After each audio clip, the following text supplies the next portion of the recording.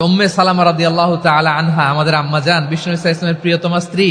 উনি একবার আল্লাহ রাসূল সাল্লাল্লাহু আলাইহি ওয়াসাল্লামকে বললেন, ইয়া নবী আল্লাহ, এমন কেন আমি কোরআনে দেখি যে প্রায় পুরুষদের কথা বলা হয় কিন্তু নারীদের নিয়ে কথা নাই, পুরুষবাচক শব্দ ব্যবহার করা হয়, নারীবাচক শব্দ ব্যবহার করা হয় না, এর কারণটা কি?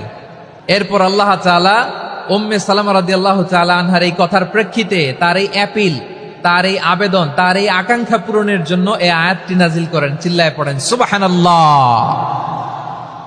যে আয়াতে আল্লাহ তাআলা পুরুষবাচক শব্দের পাশাপাশি নারীবাচক শব্দ ব্যবহার করেছেন। যেমন ধরেন মুমিনিন, এটা বললে এর মধ্যে পুরুষও আছে নারীও আছে। মুসলিমিন, এটা বললে এর মধ্যে পুরুষও আছে নারীও আছে। কিন্তু এই আয়াতে আল্লাহ তাআলা মুসলিমিন বলার সাথে সাথে আবার বলেছেন মুসলিমাত। ইন্নাল মুসলিমিনা ওয়াল মুসলিমাতি ওয়াল মুমিনিনা ওয়াল মুমিনাতি ওয়াল কানিতিনা ওয়াল কানিতাতি।